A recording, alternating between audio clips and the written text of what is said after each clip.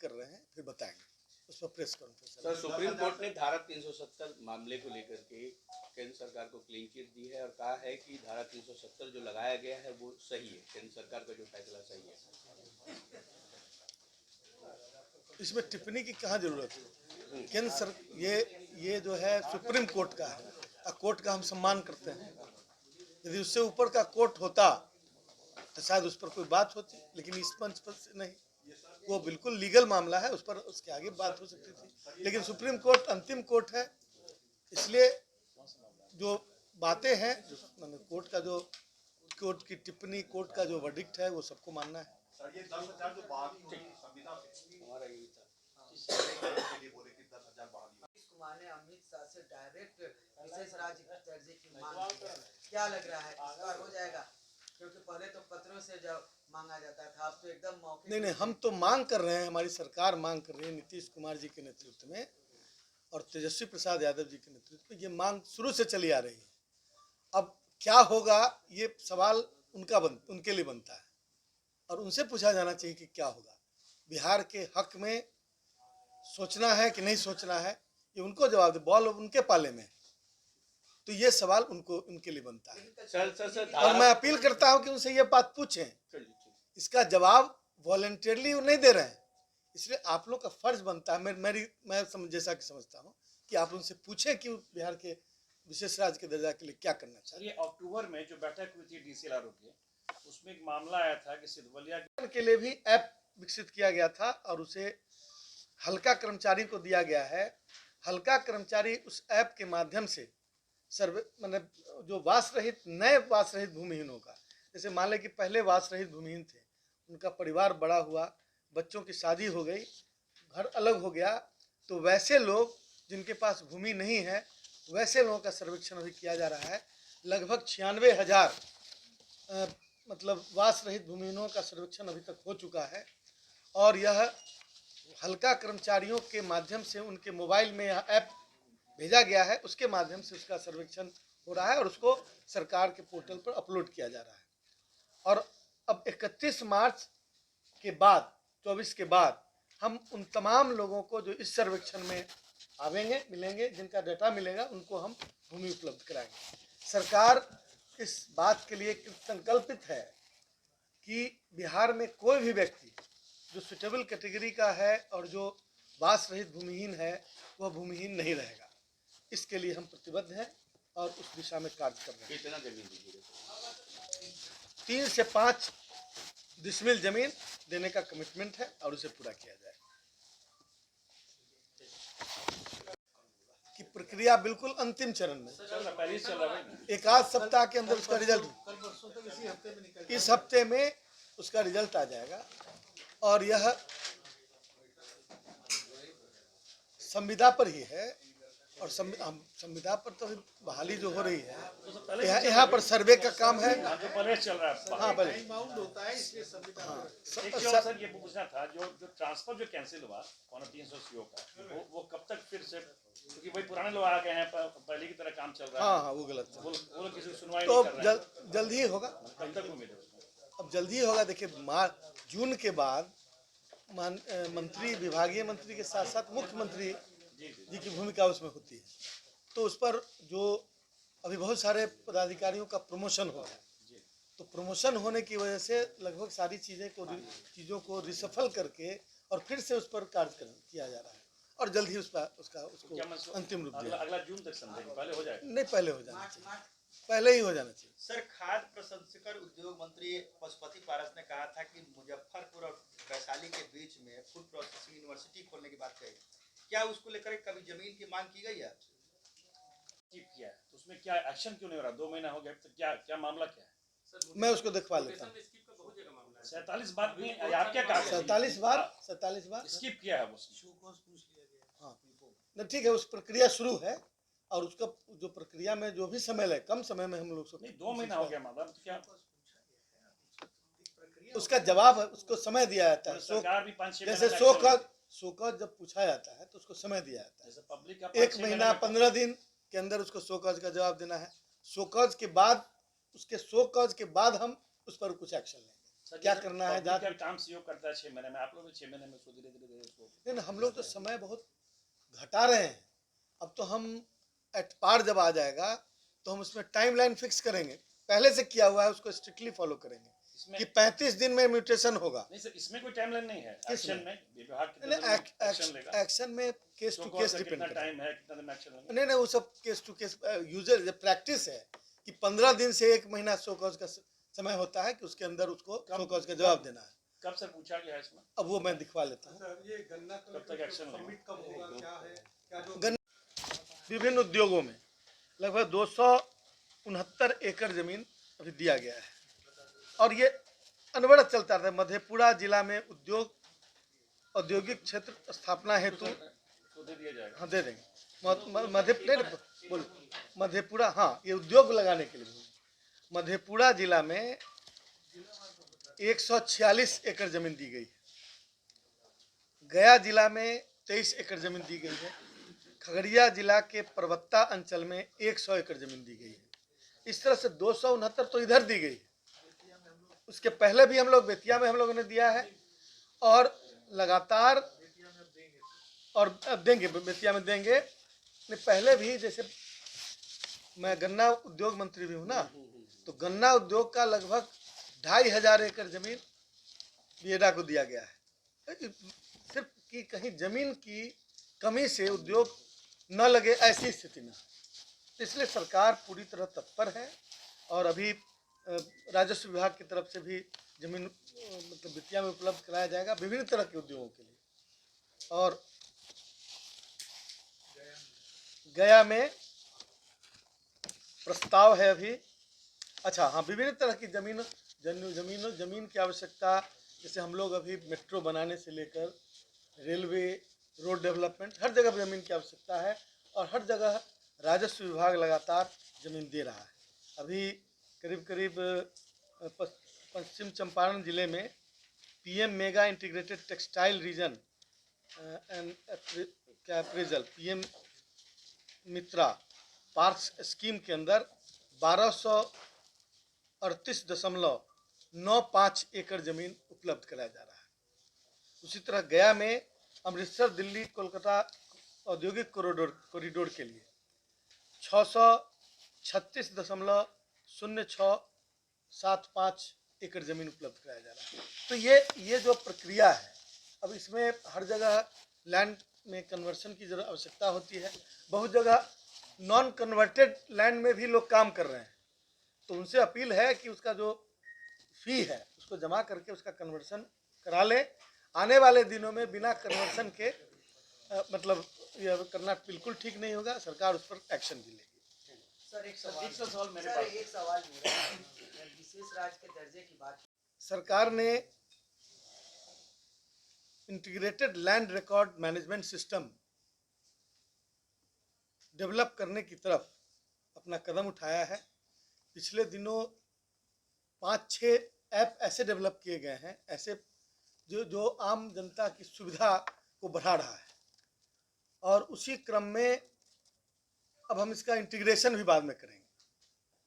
अभी integrated software की भी बनाने की भी कोशिश हो रही, मतलब उसका प्रयास, उसका कार्य शुरू हो चुका है, जिसके तहत आने वाले दिनों में लगभग सारे कार्य डिजिटाइज हो जाएंगे और कोई भी व्यक्ति अपनी ज़मीन संबंधी रिकॉर्ड से लेकर और उसके नकल से लेकर दाखिल खारिज से लेकर और तमाम तरह की चीज़ें वह अपने कंप्यूटर पर बैठकर ही कर सकता है या किसी उस सेंटर से कर सकता है। उसी तरह दाखिल खारिज में अब इसमें क्या है कि राजस्व बैंक के पास बंधक रखी हुई भूमि है और आप खरीदने जा रहे हैं भूमि को, आपको पता नहीं है कि कैसे बैंक में बंधक है या नहीं है, तो अब जनता को उसकी विवरणी जमाबंदी पंजी में देखने की सुविधा प्रदान की जा रही है, ताकि कोई भी व्यक्ति जमाबंदी पंजी में जाकर देख सकता है कि वह बैंक में मॉर्गेज है कि नहीं, और तब उसको उसकी खरीद हो सकती है। ये व्यवस्था शुरू है, यह व्यवस्था शुरू है। और उसी तरह सरकार विशेष सर्वेक्षण एवं बंदोबस्ती कार्यक्रम को बहुत तेजी से लागू कर रही है। अभी 20 जिलों में सर्वेक्षण का कार्य चल रहा है। लगभग 10,000 एम्प्लॉयज़ और बहाल किए जा रहे हैं, जो इन कार्यों को बढ़ाने के लिए शेष जिलों में तैनात होंगे, और जिसमें विशेष सर्वेक्षण अमीन होंगे, कानूनगो होंगे और अन्य कर्मचारी होंगे। इससे इसमें तेज गति आएगी और बहुत जल्द इस कार्य को पूरा करने की कोशिश हो रही है। और जो मैं समझता हूँ कि ये जो स्पेशल सर्वे है, उसमें किसी भी तरह की जो कमी है विभिन्न जगहों पर, उसको रेक्टिफाई करने का एक अंतिम प्रयास है। इसमें जो ज़मीन का प्रकार है या फिर ज़मीन जो किसी के कब्जे में है, जो गैर मजरूआ है, जो छिपा हुआ है, वो सारी ज़मीनें बिल्कुल पारदर्शी हो जाएंगी और सरकार उसके लिए ज़मीन का लैंड बैंक बनाने की तरफ अग्रसर है। सभी पदाधिकारियों को, अंचल अधिकारियों को निर्देश दिया गया है कि उनके क्षेत्र में पड़ने वाले जो भी गैर मजरूआ ज़मीन है, उसका डाटा इकट्ठा करके और सरकार को समर्पित करें। सरकार आने वाले दिनों में 2 तरह की चीज़ें, एक तो यदि सरकार कोई परियोजना लाना चाहती है तो उसके लिए ज़मीन की उपलब्धता होगी, और दूसरा कि जो वास रहित भूमिहीन है बिहार में, तो पहले उनकी संख्या लगभग 27-28 हज़ार बची हुई थी। अभी तक 27-28 हज़ार में लगभग 12,000 भूमिहीनों को, वास रहित भूमिहीन सुटेबल कैटेगरी, उसको भूमि दिया जा चुका है। और अनवरत लगातार इस कार्य में प्रगति हो रही है, और हम मार्च 24 से पहले हम पूरा 27-28 हज़ार जो हमारे पूर्व में बचे हुए भूमिहीन थे, उनको हम देकर और उनको हम बसाने का काम करेंगे। मार्च 2024 के बाद ऑपरेशन बसेरा 2 के तहत कृषि भूमि गैर कृषि प्रयोजनों के लिए संपरिवर्तन अधिनियम 2010 के अंतर्गत लैंड कन्वर्सन पोर्टल को आज लॉन्च करते हुए हमें बहुत खुशी हो रही है। और इस पोर्टल के लॉन्च करने का उद्देश्य है कि कोई भी बिहार में जो औद्योगिकरण की तरफ बिहार बढ़ रहा है, तो गैर कृषि कार्यों के लिए ज़मीन के संपरिवर्तन की जो आवश्यकता होती है, उसमें काफ़ी समय लगता था और विभिन्न कार्यालयों में जाकर समय जाया करना पड़ता था। अब जनता की इस कठिनाई को देखकर सरकार ने यह फैसला किया कि पोर्टल डेवलप किया जाए, जिसमें ऑनलाइन एप्लीकेशन जाएगा और ऑनलाइन ही संपरिवर्तन होगा, और उसका जो सर्टिफिकेट होगा संपरिवर्तन का, वो भी आप डाउनलोड कर सकते हैं। और इसका फ़ी जो है, जो सरकारी मूल्य है ज़मीन का, उसका मात्र 10% संपरिवर्तन शुल्क रखा गया है, और उसको भी ऑनलाइन ही UPI के माध्यम से, इंटरनेट बैंकिंग के माध्यम से, डेबिट क्रेडिट कार्ड के माध्यम से हम उसको पे कर सकते हैं। तो यह राजस्व विभाग के द्वारा पिछले दिनों जिस तरह की सुविधाओं को ऑनलाइन उपलब्ध कराया जा रहा है, उसी कड़ी का एक महत्वपूर्ण हिस्सा है। इसके पहले आपने देखा होगा कि राजस्व विभाग ने कार्यों को पारदर्शी बनाने एवं जिम्मेवार बनाने के लिए कई स्टेप्स उठाए। जैसे ऑनलाइन दाखिल खारिज में ऑनलाइन ऑब्जेक्शन किया जा सकता है, जो पहले नहीं था।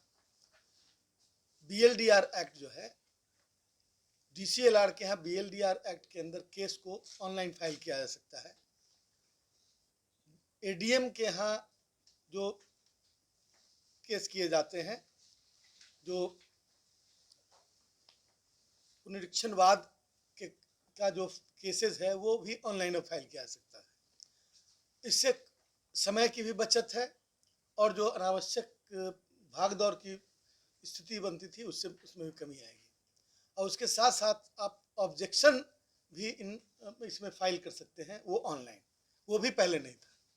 अब यदि एक उदाहरण मैं बता रहा हूँ, अभी हाल में हमने एक ऐप लॉन्च किया था, उसके तहत यदि कोई व्यक्ति की ज़मीन को छेड़छाड़ किया जा रहा है, किसी गलत व्यक्ति ने उसकी रजिस्ट्री कर दी और उसका म्यूटेशन किया जा रहा है, तो वैसी स्थिति में ज़मीन मालिक के मोबाइल पर अलर्ट मैसेज आएगा और देश के दुनिया के किसी कोने में बैठा हुआ हो उसको अलर्ट मैसेज जाएगा और ऑनलाइन ऑब्जेक्शन वहीं से फाइल कर सकते हैं। तो जो गलत व्यक्ति म्यूटेशन करा रहा होगा वो म्यूटेशन रुक जाएगा और दोनों पक्ष की सुनवाई के बाद ही वह म्यूटेशन फिर फाइनल होगा। तो ये आम जनता में जो लैंड डिस्प्यूट्स के केसेस देखे जा रहे हैं, आम जनता में जो लैंड डिस्प्यूट्स के केसेस देखे जा रहे हैं, उन केसेस की संख्या कम हो, नहीं मिनिमाइज करने की कोशिश हो रही है। उसी के तहत ये जो ये अलर्ट मैसेज वाला सिस्टम डेवलप किया गया है। और इस तरह पिछले दिनों कोई भी किसान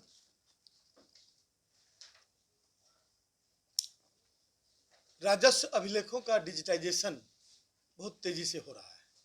लगभग 15 करोड़ डॉक्यूमेंट्स हैं जिनका डिजिटाइजेशन होना था। लगभग 10 करोड़ डॉक्यूमेंट्स का डिजिटाइजेशन पूरा हो चुका है और वह पोर्टल पर उपलब्ध है। डिजिटली साइंड पेपर, अपने डॉक्यूमेंट का जो पहले नकल मंगवाते थे वो डिजिटली साइंड पेपर आपको उपलब्ध है और A4 साइज के पेपर में मात्र 10 रुपये के शुल्क पर वह उपलब्ध है और ऑनलाइन भुगतान डिजिटली करने के बाद उसको आप प्राप्त कर सकते हैं। दाखिल खारिज में अब इसमें क्या है कि राजस्व बैंक के पास बंधक रखी हुई भूमि है और आप खरीदने जा रहे हैं भूमि को, आपको पता नहीं है कि कैसे बैंक में बंधक है या नहीं है, तो अब जनता को उसकी विवरणी जमाबंदी पंजी में देखने की सुविधा प्रदान की जा रही है, ताकि कोई भी व्यक्ति जमाबंदी पंजी में जाकर देख सकता है कि वह बैंक में मॉर्गेज है कि नहीं, और तब उसको उसकी खरीद हो सकती है। यह व्यवस्था शुरू है। राजस्व अभिलेखों का डिजिटाइजेशन बहुत तेजी से हो रहा है। लगभग 15 करोड़ डॉक्यूमेंट्स हैं जिनका डिजिटाइजेशन होना था।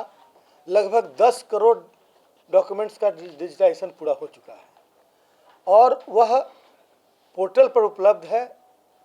डिजिटली साइंड पेपर, अपने डॉक्यूमेंट का जो पहले नकल मंगवाते थे वो डिजिटली साइंड पेपर आपको उपलब्ध है और A4 साइज के पेपर में मात्र 10 रुपये के शुल्क पर वह उपलब्ध है और ऑनलाइन भुगतान डिजिटली करने के बाद उसको आप प्राप्त कर सकते हैं। सरकार ने integrated land record management system develop करने की तरफ अपना कदम उठाया है। पिछले दिनों 5-6 ऐप ऐसे डेवलप किए गए हैं, ऐसे जो आम जनता की सुविधा को बढ़ा रहा है और उसी क्रम में अब हम इसका इंटीग्रेशन भी बाद में करेंगे।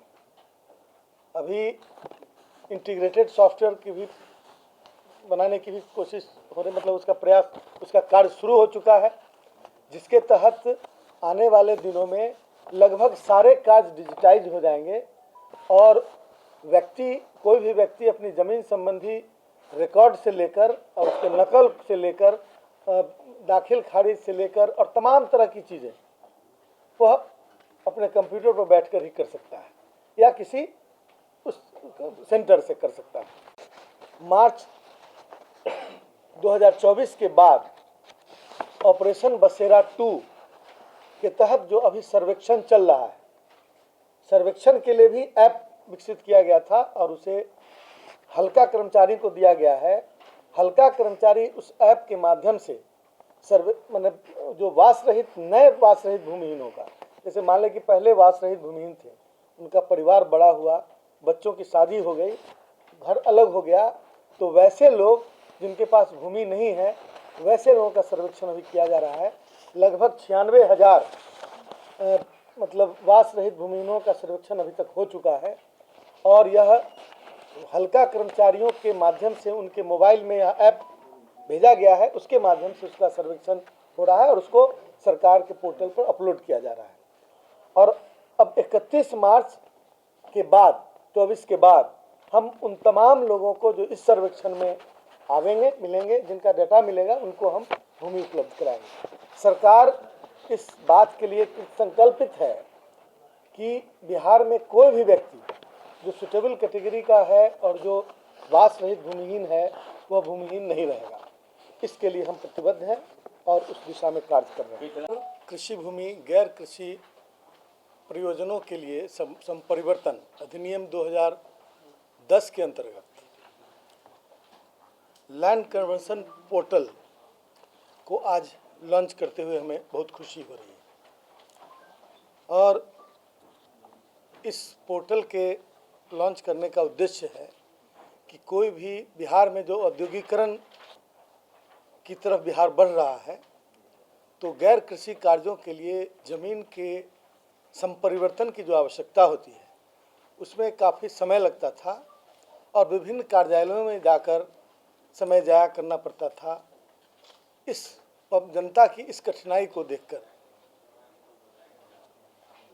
सरकार ने यह फैसला किया कि पोर्टल डेवलप किया जाए, जिसमें ऑनलाइन एप्लीकेशन जाएगा और ऑनलाइन ही संपरिवर्तन होगा और उसका ऑनलाइन उसका जो सर्टिफिकेट होगा संपरिवर्तन का वो भी आप डाउनलोड कर सकते हैं। और इसका फ़ी जो है, जो सरकारी मूल्य है ज़मीन का, उसका मात्र 10% संपरिवर्तन शुल्क रखा गया है और उसको भी ऑनलाइन ही यूपीआई के माध्यम से, इंटरनेट बैंकिंग के माध्यम से, डेबिट क्रेडिट कार्ड के माध्यम से हम उसको पे कर सकते हैं। तो यह राजस्व विभाग के द्वारा पिछले दिनों जिस तरह की सुविधाओं को ऑनलाइन उपलब्ध कराया जा रहा है, उसी कड़ी का एक महत्वपूर्ण हिस्सा है। तो उद्योगों में लगभग 269 एकड़ ज़मीन अभी दिया गया है। मधेपुरा जिला में 146 एकड़ ज़मीन दी गई है। गया जिला में 23 एकड़ ज़मीन दी गई है। खगड़िया जिला के पर्वता अंचल में 100 एकड़ ज़मीन दी गई है। इस तरह से 269 तो इधर दी गई है। मैं गन्ना उद्योग मंत्री भी हूँ ना, तो गन्ना उद्योग का लगभग 2,500 एकड़ ज़मीन बियडा को दिया गया है। सिर्फ कि कहीं ज़मीन की कमी से उद्योग न लगे ऐसी स्थिति में, इसलिए सरकार पूरी तरह तत्पर है और अभी राजस्व विभाग की तरफ से भी ज़मीन मतलब वित्तीय में उपलब्ध कराया जाएगा विभिन्न तरह के उद्योगों के लिए। और विभिन्न तरह की ज़मीन की आवश्यकता, जैसे हम लोग अभी मेट्रो बनाने से लेकर रेलवे, रोड डेवलपमेंट, हर जगह ज़मीन की आवश्यकता है और हर जगह राजस्व विभाग लगातार ज़मीन दे रहा है। अभी करीब पश्चिम चंपारण जिले में PM mega integrated textile reason and क्या अप्रेजल पीएम मित्रा पार्क्स स्कीम के अंदर 1238.95 एकड़ ज़मीन उपलब्ध कराया जा रहा है। उसी तरह गया में अमृतसर दिल्ली कोलकाता औद्योगिक कॉरिडोर के लिए 636.0675 एकड़ ज़मीन उपलब्ध कराया जा रहा है। तो ये जो प्रक्रिया है, अब इसमें हर जगह लैंड में कन्वर्सन की जरूरत आवश्यकता होती है।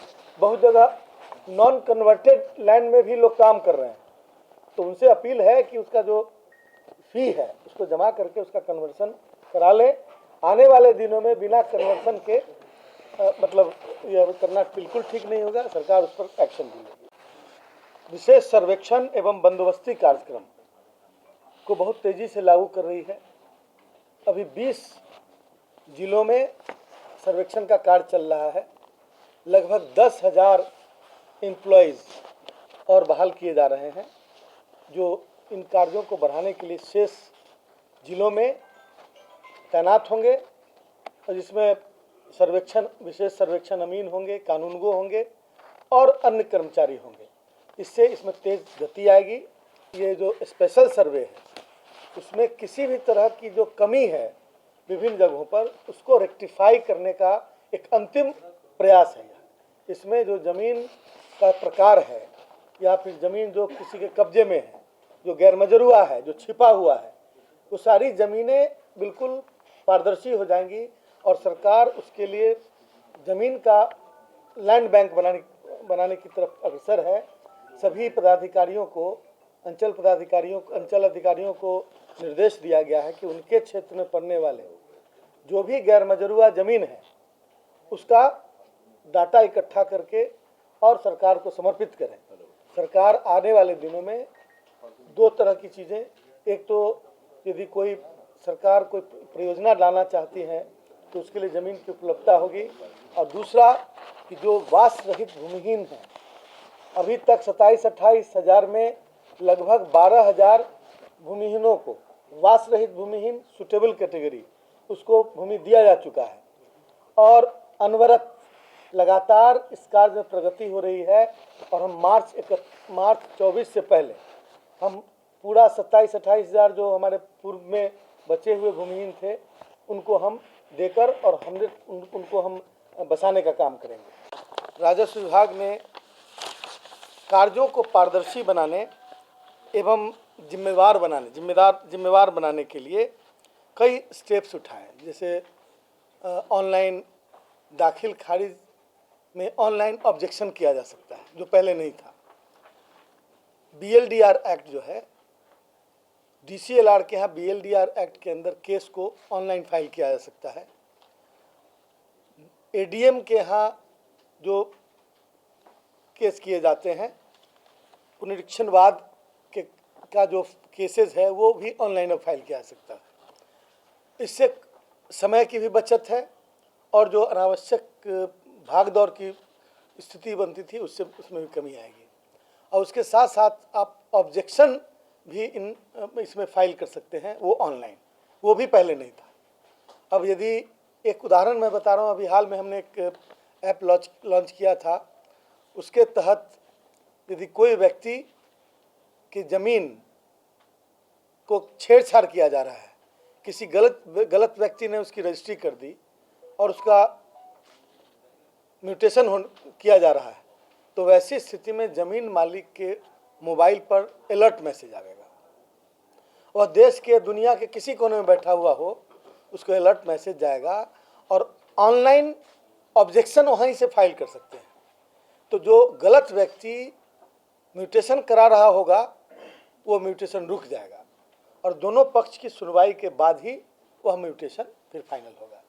तो ये आम जनता में जो लैंड डिस्प्यूट्स के केसेस देखे जा रहे हैं, उन केसेस की संख्या कम हो, नहीं मिनिमाइज करने की कोशिश हो रही है। उसी के तहत ये